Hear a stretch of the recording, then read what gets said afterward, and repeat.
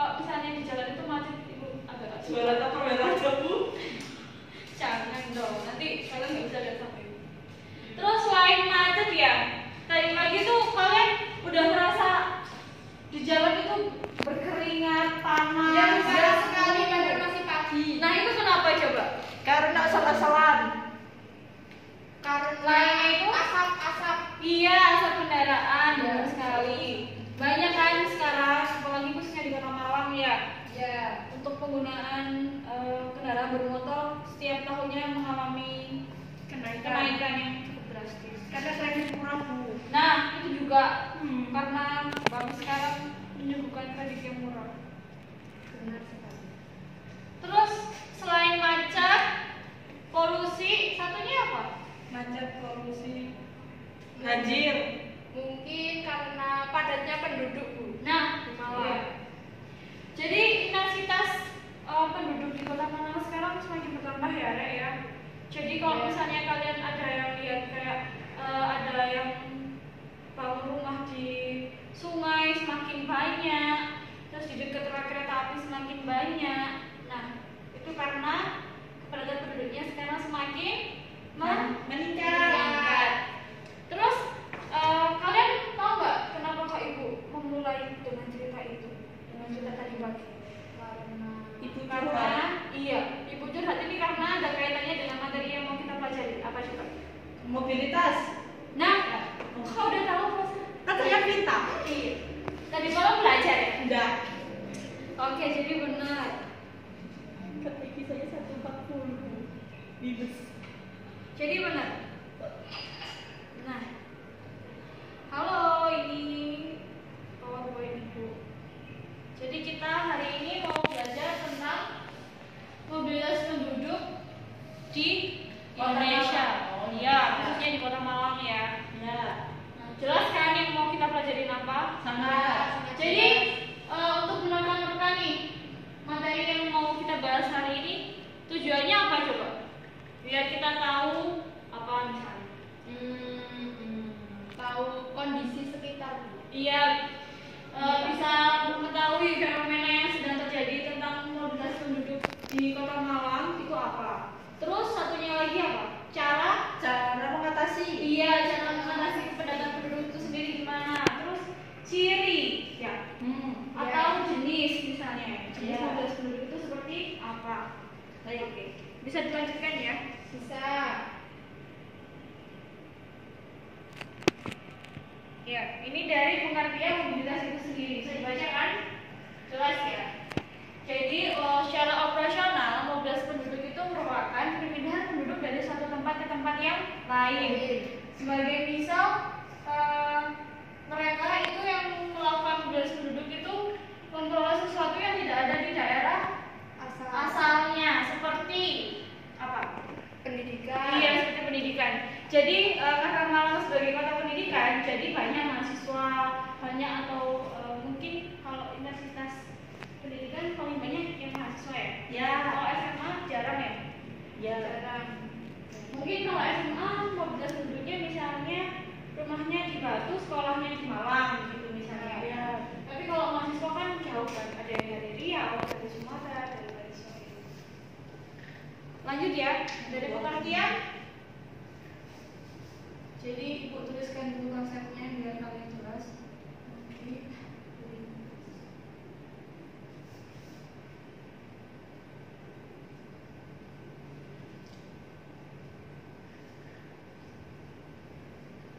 Nah, kita udah mempelajari tentang apa? Penduduk. Pengertian. Pengertian. Terus selanjutnya dari pengertian.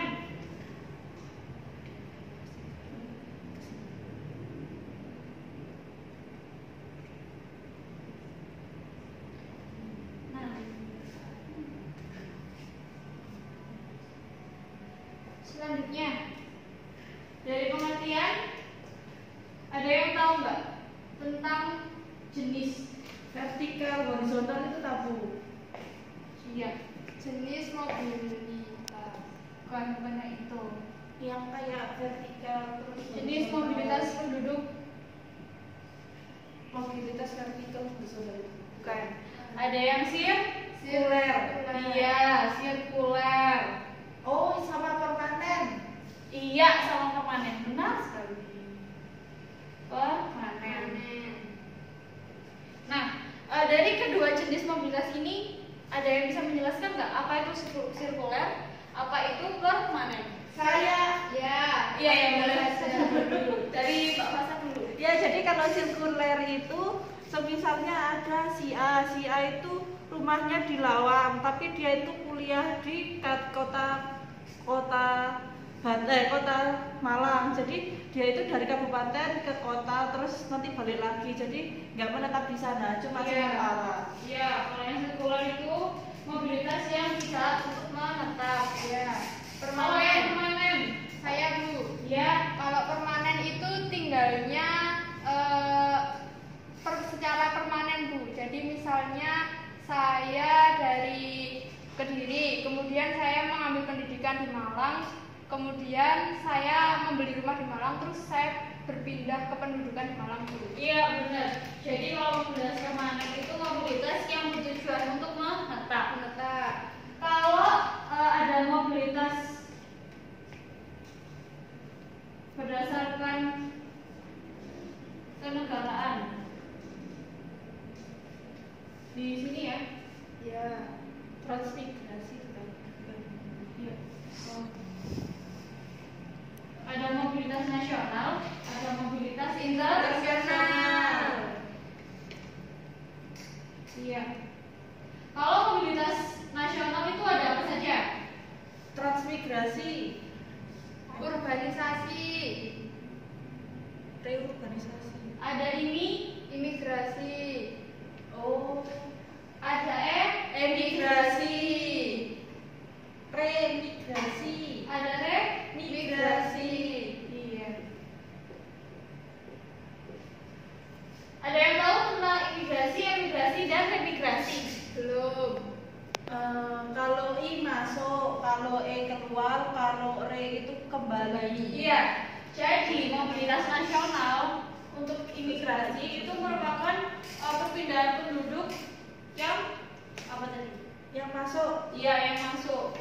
Jadi misalnya dari negara lain Ke negara Indonesia. sendiri. ya Turis. Kalau emigrasi dari Kalau Indonesia misalnya ke luar negeri. ya TKI ya di Wuhan.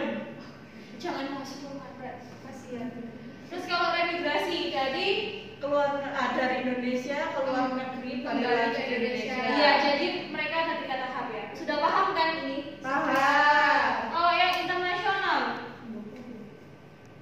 Transmigrasi kayak nggak tahu Bu. Bu, kalau itu kebalik nggak sih? Kayaknya yang mana yang kebalik? yang ini Emi sama Remi itu yang internasional. Oh iya. Ya ampun, maaf ya. Ibu pasti cuma mau godain kita kan? Iya, berarti kalian masih itu ya, masih fokus ya ternyata. Iya. Karena Kita harus kayak gitu ya. Ya. Internasional. Ada aqua, Kalau yang nasional apa? transmigrasi. Iya. Kalau yang nasional ada Transmigrasi. transmigrasi. Sama apa lagi? Trans TV. Loh, Urbanisasi. Iya, urbanisasi. ternyata Trans TV. Kalau transmigrasi itu apa? Dari misalnya dari pulau ke pulau lain Bu. Ya. Dari Jawa ke Kalimantan. Ya, boleh. Kalau urbanisasi? Dari desa ke kota. Ya. Dari desa ke kota seperti siapa ya? Kalau urbanisasi nasional itu? Mudik, pencari pekerjaan. Iya, benar. Biasanya kalau orang-orang desa itu apa ya? Kalau dibilang pengadu nasib itu banyak ke kota kan, karena di sana itu banyak peluang kerja. Oke, selanjutnya dari pengertian, kemudian jenis, Mobilitas. kemudian ini satunya apa? Ini nggak tahu. Kita kan udah belajar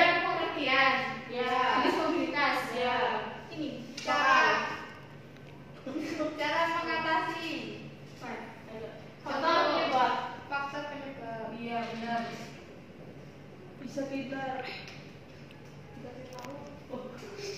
Faktor penyebab. Faktor penyebab ini biasanya karena Ekonomi. ya karena motif ekonomi. Yang kedua, Pendidikan. pekerjaan, Yang ketiga, bencana, Yang keempat, satu lagi ya. Tapi ini jarang terjadi. Agama. Oh, itu zaman dulu Bu. Nah, iya, tapi ini kan jarang terjadi. Nah, coba dari faktor penyebab, coba analisis kenapa faktor ekonomi, pendidikan, bencana sama agama. Kalau ekonomi itu seperti yang orang desa tadi, jadi karena membutuhkan uang, jadi dianya ke kota untuk mencari pekerjaan agar perekonomiannya tercukupi. Iya benar. Kalau pendidikan, Kalau pendidikan karena daerahnya belum tentu memiliki pendidikan yang memadai, maka dia berpindah ke daerah lain yang pendidikannya lebih memadai. iya benar. Kalau bencana, Kalau bencana, jadi misalnya yang dari Palu itu kan terkena bencana, akhirnya mereka minggat semua keluar Palu. iya. Coba Mbak Fasa dulu ya. Sekarang Mbak Iza, dari tadi kayaknya ngantuk ini ya. Coba yang terakhir Iza jelaskan. Coba dipikir dulu. Jangan langsung bilang nggak tahu, coba biar kita itu sama-sama belajar hari ini. Oh, itu Bu, karena adanya diskriminasi. Diskriminasi apa? Agama. Seperti halnya Misalnya dalam suatu wilayah itu hanya ada satu agama Bu. ya. Nah, iya benar. Jadi kalau agama ini jarang terjadi ya kalau sekarang, karena sekarang kan kita sudah budayanya saling menghargai sama lain. Tapi biasanya kalau agama itu benar katanya Mbak Iza tadi.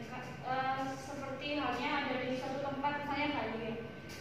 Mayoritas agamanya kan Hindu. Kalau misalnya kita nggak punya teman yang satu agama, misalnya agama Islam, di sana itu pasti kita kayak seperti terdiskriminasi dengan budaya dan kebiasaan mereka, seperti caranya mereka bersembahyang atau bagaimana. Oke, benar. Nah dari sini ada yang perlu ditanyakan? Belum ya? Belum. Coba ibu punya gambar. Nah, what do you think about this picture? Kemacetan. Ayo. Kelihatan Bu. Sebentar, ibu gedekan dulu. Nah, jadi yang warna kuning itu kan ada Sumatera, Jawa, Kalimantan, Sulawesi, Maluku dan lain sebagainya ya. Kenapa kok itu dari daerah asal ke daerah tujuan terbalik? Jadi dari Jawa sekarang banyak yang keluar. Karena Jawa terlalu padat daripada pulaunya tenggelam. Nah, benar.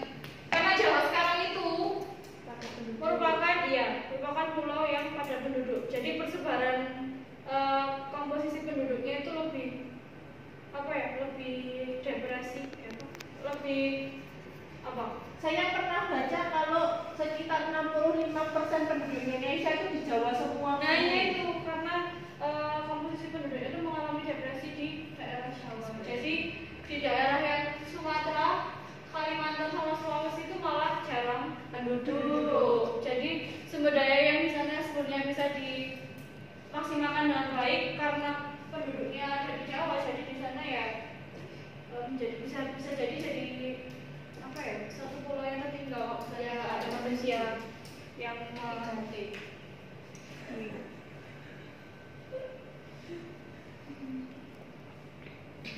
Oke. Dari sini ibu mau mencoba melihat teman-teman kalian.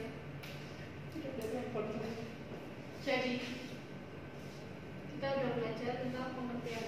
Pengertiannya apa? Pengertian mobilitas Bu.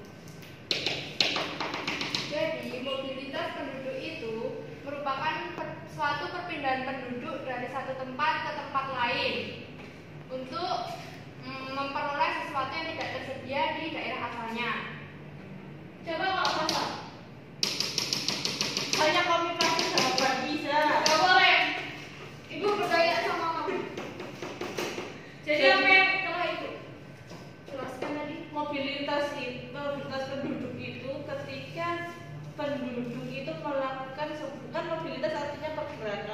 Jadi melakukan sebuah pergerakan.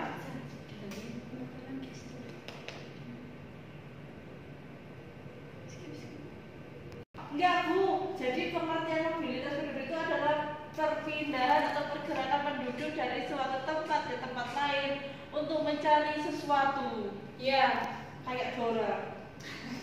kalau Dora mengekspor ya. Oh iya Mbak. Oke, jadi hari ini Bu mau mengulas kembali ya. Jadi mobilitas penduduk itu merupakan perpindahan penduduk dari suatu tempat ke tempat yang lain dengan tujuan untuk mencari Pekerjaan. Ya, bisa pekerjaan atau motif ekonomi, Ya, pendidikan, pendidikan. atau karena bencana, bencana. ya atau karena agama. Agama. Tapi ini jarang terjadi. Sudah Nah, dari pengertian, terus kita ke mobilitas, apa ke jenis Mobilitas. Ada mobilitas sirkuler, terus permanen. ya benar. Terus lagi dari macamnya ada internasional sama nasional. Ada Imigrasi. ada remigrasi.